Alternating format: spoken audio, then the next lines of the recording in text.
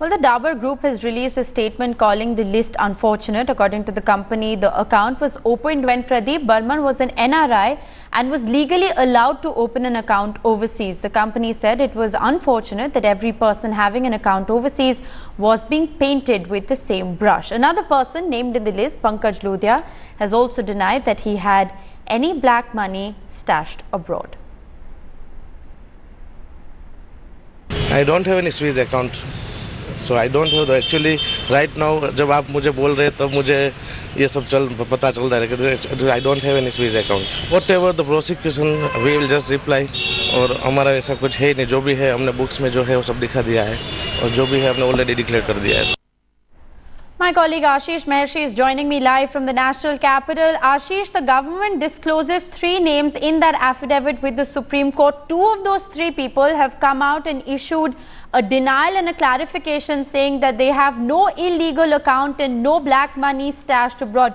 Does this now put the government on the back foot? What happens to the case going forward? It certainly does, because one has to accept the fact that NRIs are allowed to open, accounts, and they don't fall in the ambit of the Indian tax net. That has to be accepted, and that is the law. But then again, the government has moved for prosecution, and they have moved on for prosecution only after taking legal advice, and then the accounts have been authenticated by the Swiss authorities. Right. Till now, they were not moving for prosecution just because of the reason that this data was stolen, and despite investigation, it was easy for any account holder to say that the account does not belong to that person. But now, since the accounts have been authenticated, the government has moved for prosecution, and it is for this reason that these 3 names, as declared in the affidavit, it has been given to the Supreme Court. Right. Ashar Ahmad Khan is also joining us from the national capital. Ashar, the government, it appears, is following, a certain legal protocol. There are only 3 names that have so far, there are only 3 prosecutions that are so far taking place against these 3 people who have been named, which is the reason why the other names haven't been declared. But irrespective of that, the Congress party at this point in time is crying foul over this selected leak of names. Well, the Congress party has been making certain points, which are that what happened to the 100 days promise which the current government had done when it was campaigning in the elections, that black money would be brought back within 100 days. Secondly, the issue is that they are saying, the Congress is saying that this is the similar policy which was being followed by the Congress government, and the BJP was attacking it. Now when BJP is in power, it is following the same government. As far as these 3 names are concerned, the Congress says that these are not new names. They were earlier also in the public domain and also released by the Congress-led UPA government. So clearly this is nothing new which the Congress feels, which this government is doing. Right, absolutely. The Congress there, in fact, attacking the government, saying that the intent of the government is questionable, given the fact that only selective 3 names have been mentioned. Also, talking about the 100-day promise, saying that Prime Minister Narendra Modi in his election campaign had said that within 100 days, the black money stashed abroad would be brought back and those names would be revealed. Clearly, Ashish, I'd like to bring you in at this point in time. It appears that the NDA government is only taking forth what the UPA government had in fact started. At least that is what leaders in the Congress party claim. But having said that, what happens to the double taxation avoidance agreement that the government had in fact cited in the first place, under which they said that they can't reveal these names? Well, if you remember, even during the UPA tenure, the Liechtenstein names were declared. If you remember, 18 people were prosecuted and around, some amount of money was, also brought back. And it also had, names of individuals which are Indians, which are NRIs. And finally, those 18 names were finally prosecuted and, money was brought back into India. Right. And that was during the UPA's tenure, if you remember. Similarly, in the HSBC list, which is the list that we are talking about as of now, it has got 628 names. Now this data, if you remember, according to the double taxation avoidance agreement and the TIEA, that is tax information exchange agreement, it cannot be a phishing exercise.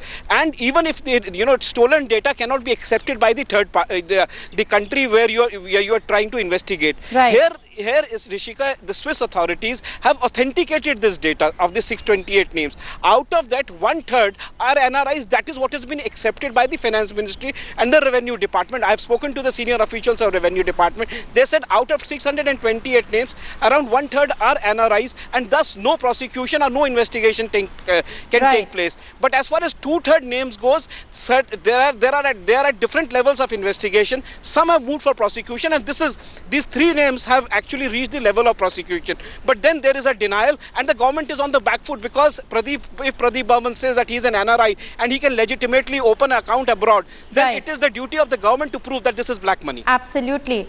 Clearly, the government has several questions to answer, because 2 of the 3 people who the government has in fact named in that affidavit have come out and said that the accounts that they hold are legal. I'd like to bring in Ashar Ahmed Khan at this point in time. Ashar, there has been an ugly war of words between the BJP and the Congress. Finance Minister in fact coming out and saying that the Congress would be left red-faced if the list of political personalities would sort of be revealed. And the Congress, of course, saying that they have nothing to hide and the government is blackmailing them. Is the Congress at all threatened in any way by subsequent revelations? Well, we've seen that since the first affidavit which was submitted in the Supreme Court by the current government, the Congress is going for an all-out war. In fact, we've seen the chairman of the media department of the Congress party, Ajay Makan, take on the BJP government, categorically saying that there is no need to threaten or blackmail us, and whatever names the government has, they should release immediately. So clearly, a lot of grandstanding being done by both the parties. But yes, at the moment, the Congress feels that the BJP-led government has gone back on its word which they had given in their election campaign, and it is time that they should release all the names. Otherwise, they're following the same policy which the UPA government was following. Right, Congress party demanding that all the names should in fact be revealed. Ashish Maharshi, we spoke with Prashant Bhushan a short while ago, who said that the 3 names that have been revealed are in fact innocuous names. He said that these are small fries whose names have been cited in the government affidavit. He also went on to say that there are many more powerful, prominent businessmen with illegal accounts, and why are their names not being revealed? So why is it that the 3 innocuous names have come out first? Well, I repeat, in fact, all names won't be, it won't be so easy for the government, or, because there are privacy laws that has to be looked into, and only cases which actually reach the level of prosecution.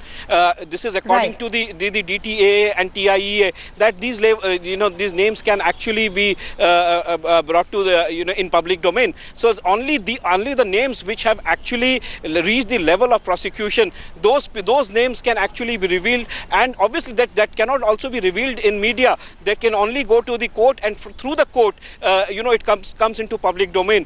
That is the agreement that the government of India has signed with other countries, whether it is Switzerland or any other tax haven. That this is what has to be followed.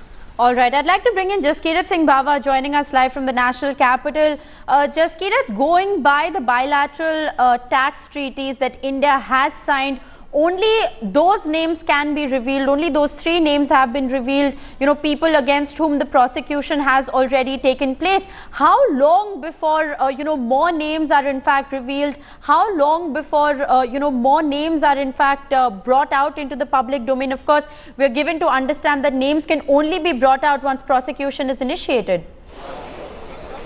That's correct, absolutely, and the devil is in the detail over there, Rishika. What we're expecting is this hearing is going to begin tomorrow. It's in fact going to resume tomorrow, and this affidavit filed by the government will be brought under scrutiny of the Supreme Court and under question. So that very question that you asked over there is expected to be answered tomorrow, because there is a question of all those people who have been found to have had money stashed away, black money stashed away abroad, but how many of them have actually had prosecution started against them are the ones whose names have been revealed. What about the ones where prosecution has not yet begun? Are there more people against whom prosecution is yet to begin? These are questions that remain to be answered. A very important excerpt of this affidavit which the government has put forward today in the Supreme Court, if I can read it out to you, is that it is respectfully submitted that there is absolutely no intention on the part of the government to withhold information, including names of the persons who have stashed black money abroad, but this government is seeking clarification from the Supreme Court in order to have agreements with other countries and jurisdictions under which information related to unaccounted money lying abroad can be obtained. Right. Now, this is where the detail lies. This is what has actually gotten this government a little worked up about sharing information publicly to all and sundry about anyone who has black money stashed away. All right, clearly the government taking into cognizance all bilateral tax treaties at this point in time. Ashar Ahmad Khan, Ashish Mershi and Jaskirat Singh Bawa, thanks so much for joining us with those perspectives and updates. We're going to continue to track developments and get you a whole host of reactions on this issue very, very closely.